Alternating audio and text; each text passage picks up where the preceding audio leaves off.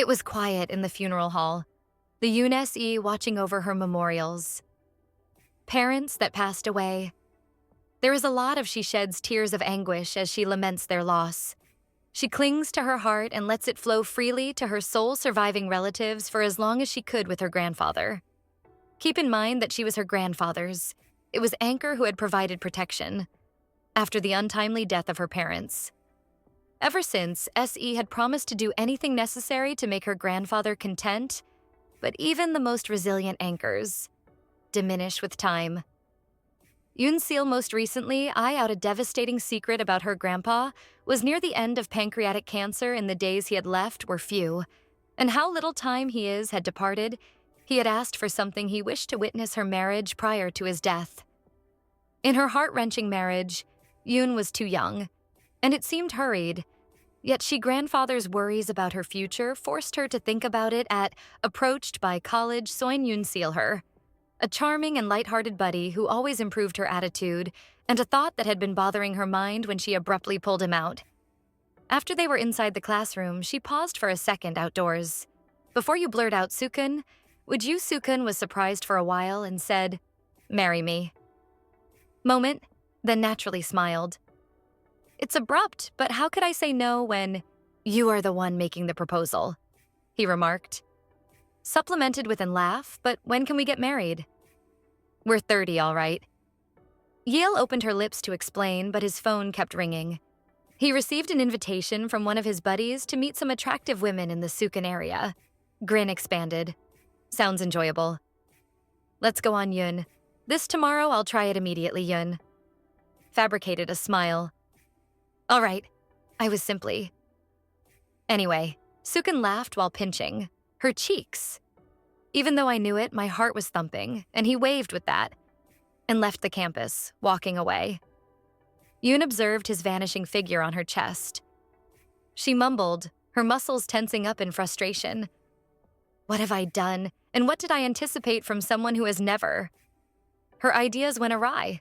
Kenny? For once, please take me seriously, was my face. Not serious enough, she's lost in her supposing she ran across someone. Surprised, she glanced up and apologized. The man who was cold, hurried, cut her off. Pay heed the next time. Avoid daydreaming when you're walking. I find his tone annoying. You wouldn't get irate if you thought I was daydreaming. You might have. Instead of avoiding me, you stepped straight into me. Didn't you do that on purpose? A vehicle rushed by him before he could reply. The man quickly moved to get uncomfortably near to her, grabbed her arm, and dragged her to safety with the momentum pulled her down on his chest. Their mouths being so near to one another that time seems to have been inadvertently brushed. Pause briefly as you realize what had transpired, and the man was promptly freed. Her Yoon. She stumbled, her face flushing a deep shade of crimson. Don't misunderstand, okay? He said coldly, brushing his sleeve off. The car was speeding, I only pulled you back to protect you. Yeah, thanks. She stuttered, straightening herself and avoiding his gaze. Let's just pretend this didn't happen. We're both having a rough day. Without waiting for his response, she turned to leave, but before she could escape, his teasing voice broke through the air. Aren't you going to thank me for saving your life? His lips curled into a playful smirk, and with a mischievous gleam in his eyes, he added, Or are you planning to walk away without making up for that kiss just now? Yoon Seil, still reeling from the near miss, shot back. What kiss? Our lips barely touched. Don't act like it's a big deal. Her voice dripped with sarcasm as she continued. What's wrong? Don't tell me you've never been kissed before. The man smirked. What gives you that idea? If anything, it's you who looks like you've never kissed anyone. Irritated, Yoon Seil retorted, What's so special about you? I don't even remember kissing you. His smirk grew wider. Really? People usually don't forget their first kiss so easily. Her anger flared at his teasing tone. First kiss? You're delusional. For your information, you're the 108th person I've kissed, so forgive me if it wasn't memorable. With that, she turned sharply on her heel, her voice turning icy as she added, And don't talk to me if you see me again. you creep." He stood watching her storm off, amusement lighting his eyes. "The 108th, huh? Interesting," he murmured, a faint grin now lingering as he observed her retreating figure. Back at the campus, Seil sat in class, distracted.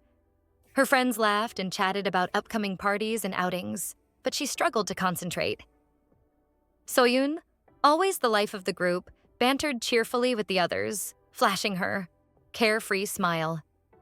Suddenly, the professor entered, silencing the chatter.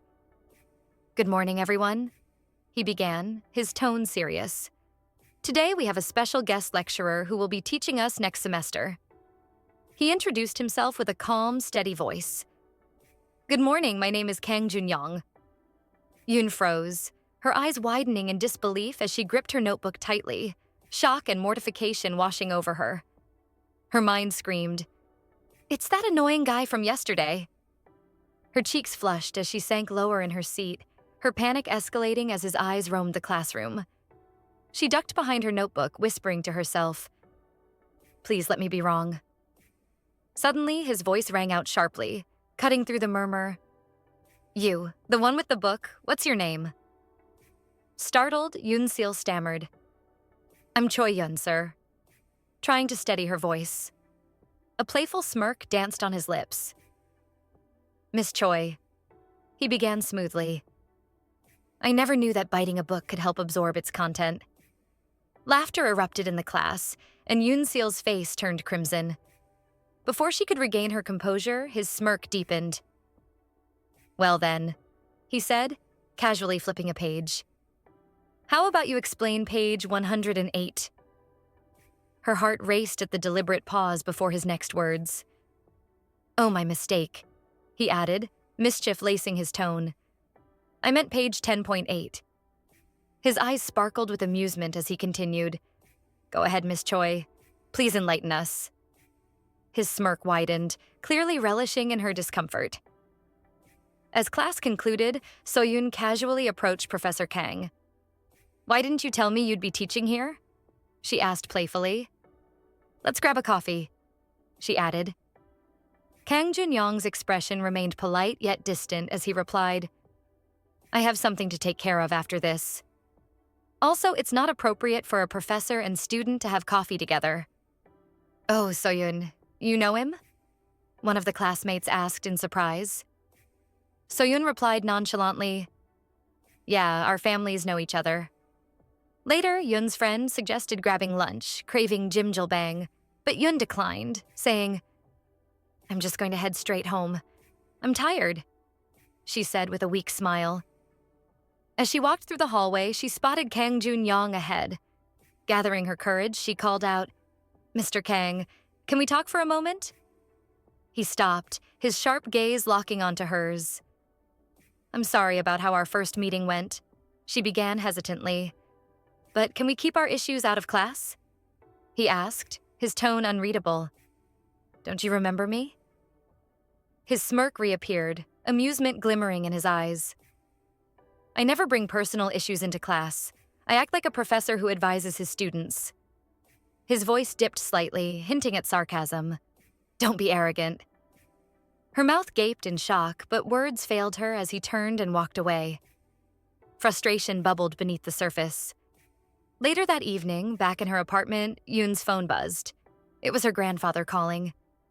She answered quickly. "Yoon, how are you?"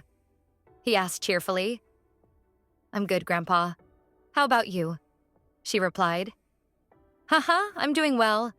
Listen, I'll be in the city this Saturday to meet an old friend's son. You should join us."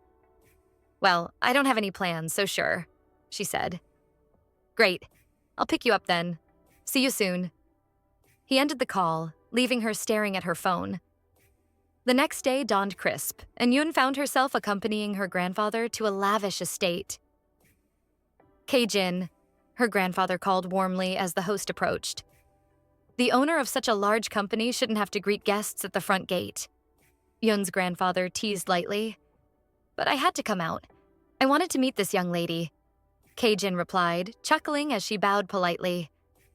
Her grandfather introduced her to Kang Tae-jin and his wife Hauk. These are the children of my late friend Kang Dong-woo. They were also close with your parents and are the owners of TJ Corp. It's lovely to meet you, Seil said, offering a warm smile. You've grown into such a beautiful young lady, Taejin said kindly.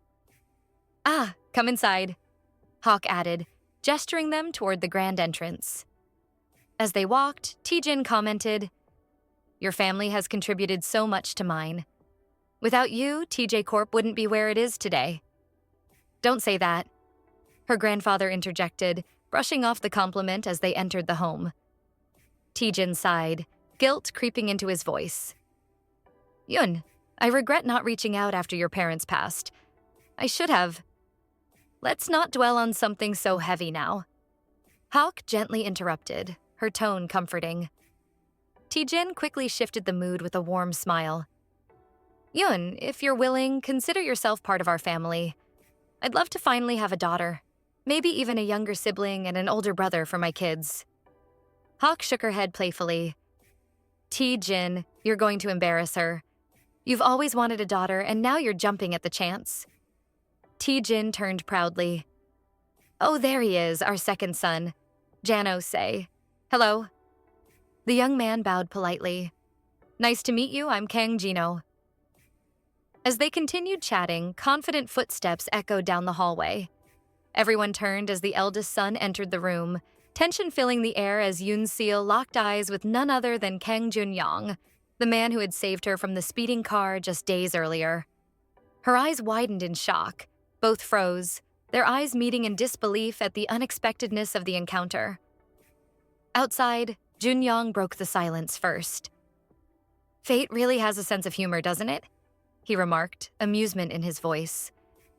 Yun took a deep breath, trying to suppress her irritation. Let's start over. Thank you for saving my life, she said, her tone polite but guarded.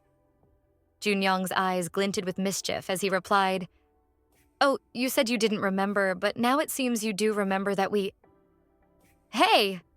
Yun interjected sharply, her face flushing. No need for details. Yes, I remember everything, sir, she said, adding the last word with an awkward smile. He chuckled softly and suggested, Just call me Junie when we're not in class. Young Yun straightened her posture and shook her head. How could I? You're older and obviously much more experienced. His smirk grew wider. Experienced, you say? You mean first kiss experienced? But I can't stack up against you. After all, you've had it 108 times.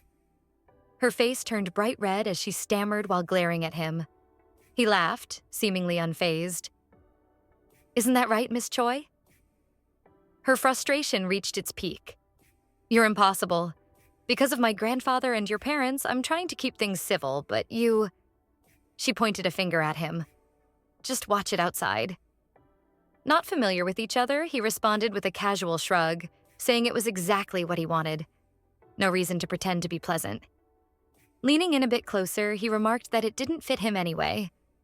As he started to walk away, Yun stood frozen, her fists clenched, with anger boiling inside her.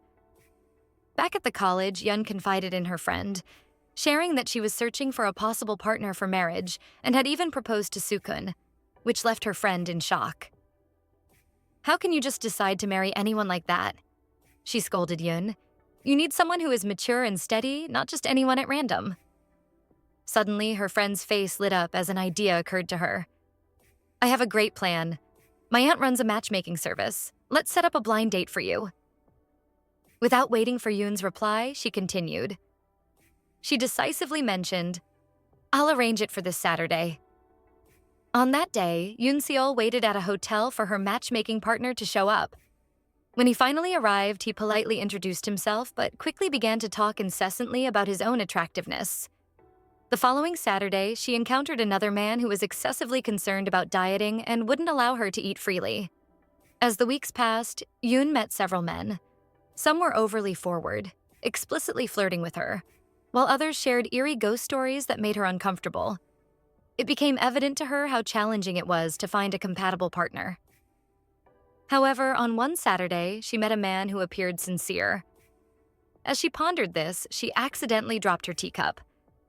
The man promptly offered her his handkerchief, a small gesture that ignited a flicker of hope within her. Perhaps there was still a possibility of finding a decent man. Meanwhile, on the other side of the hotel, Jun Yong sat in a chair, engaged in a heated phone argument. Alongside his mother, "Why do you promise things without consulting me initially?" he stated in his manner tinged with annoyance. His mother serenely clarified that it wasn't me my friend desired to present her daughter to you afterward, observing how effectively your business is acting immediately after the call concluded. A young woman called his name. Someone stood before him, grinning broadly.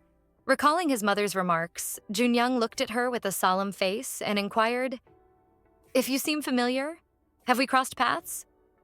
Prior to the girl beaming joyfully and answered affirmatively that we encountered each other last year at Prince Ivan's birthday celebration, without waiting for an answer, she started talking excessively about how she might assist him in broadening his enterprise by utilizing her network with the prince. Junong heard the girl. Clearly irritated by her unyielding after some discussion, he eventually got up and spoke. "It was a pleasure meeting you, however. I have tasks to take care of that I need to handle." The girl swiftly proposed that she had come at a troubling moment and suggested she go ahead as she made her way to the exit. Jun Young released a sigh and leaned back in his chair, feeling relieved to ultimately attain some tranquility on the opposite. The gathering on the Hotel Yoon's side appeared to progress, positively as they participated in. The man initiated the dialogue, courteously inquiring about her family. Yet his tone changed when he disclosed, "I spent 30 million just to find someone." On my level, Yoon Seil was stunned by her surprise. Clear on her face as she observed her, the man unexpectedly seized her hand and stated, "Don't deceive me. I know individuals similar to you, of a lower social status and in a state of desperation. Come with me to the room or I will notify someone." Her rage surged and she shot back with a report. "I'm not scared to go to the police, just..." Then a recognizable voice resonated through the Jun Young who was walking by, halted. The man kept on disregarding in his path her rebellion. "If you're seeking cash, I can assist you in obtaining it swiftly." Yoon tightened her teeth, attempting to manage her anger before the man could speak further. His hand was securely held by another person. Surprised, Yoon glanced up and saw only Jun. Youth, standing there staring at the man with a cold demeanor. His hold tightened, making the man flinch and reel backward in agony. Silently, Jinny Young took hold of Yoon's hand and quickly took her away from the situation, having difficulty maintaining his speed. Yoon tripped after him. "Thanks, I don't understand what could have transpired if you hadn't been there," she stated. Gasping, she looked down at her hand and mentioned, "You can release now." Jin Young let go of her hand and inquired, "So, you came here for a blind date?" Annoyed, she responded, "No matter what it is, it's not your concern." Junong turned to her, and with a grin noted, assessing, "Based on your attire, it must have been a date unless what that person mentioned was..." Indeed. Her cheeks reddened and she sat on a nearby chair and denied it. With a sigh, she inhaled deeply and clarified, "My grandfather is unwell. This was his final desire, was to witness me when my aunt of a friend operates a matchmaking service. Thus, I made the choice to experiment with this Jun Young's." His expression turned serious as he inquired, "Believed that love and marriage were everything. Is it truly acceptable for a woman to pursue her dream?" Blind dates such as this. Sighing once more, she responded, "It's challenging, but I don't require affection for my grandfather's joy. I merely desire the name of spouse." Jun Young gazed at her intensely, as if immersed in. She mentioned gently that I believed that the man used to be a good person. I was able to finally create my grandfather's desire fulfilled. Junong took a seat next to her. Quietly taking a seat, he seemed to be figuring out something in his thoughts before he eventually looked at her and said, "Choil, just marry me, Yun." Stopped for an instant, entirely captivated. Taken aback, she laughed a moment later. "You must be joking." He's nervously. Expression stayed solemn as he answered, "Didn't you mention you wouldn't decline if someone requests you to marry her?" Laughter diminished indeed, but what is the reason for it? It must be you. Jun Young leaned in gently and spoke soothingly. Since it's advantageous for both parties when we encounter each other, people's standards and our relatives are aware each other. Your grandparent will be content if you wed me. Doubtful, she inquired. And what do you gain from this? I require the standing of a spouse similarly to he responded that you require the title of wife. Understanding emerged within her. Illuminating her eyes broadened pause. Are you here too for yes? He cut in, saying that he doesn't want to squander my time spent on blind dates. If I wed someone otherwise, I would need to handle their emotions. But your concern is solely about the title. It works well for both of us. She gazed at him in contemplation and whispered, I can't envision us tying the knot back then. After a moment, she asked if she could have some moment to reflect. With a assured grin, Jun Yong responded, Okay, I'll provide you with 3. Days on the 3rd day at 5 in the please, meet me at the parking lot this afternoon, where we initially encountered each other. If you don't appear, that signifies you. You are declining my proposal. 3 days later, in the parking lot, Jin Young remained poised as agreed. He looked at his watch, showed it was 4:50 p.m. His gaze swept the silent, vacant trail. As the minutes passed, he looked at the time again. The time had come once more. It was 5:10. Disheartened, he opened his car door, pondering to himself, what was I even anticipating by arriving here in the same way he did? Just as I was about to enter the car, someone called out, calling his name. He turned to face Seil.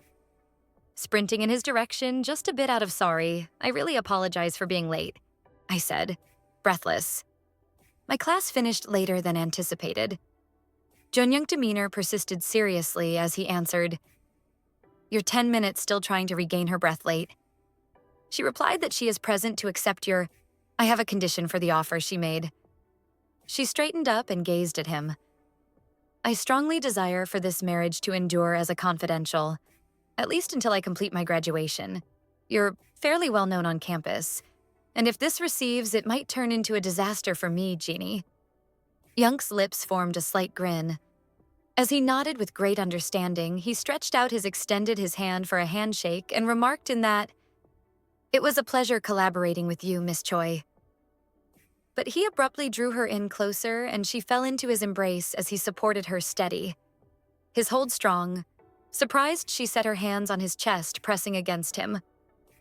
Why are you only hugging me? She said with a grin. Just like that. Bent in a bit and remarked, Aren't as a couple, we ought to begin searching now.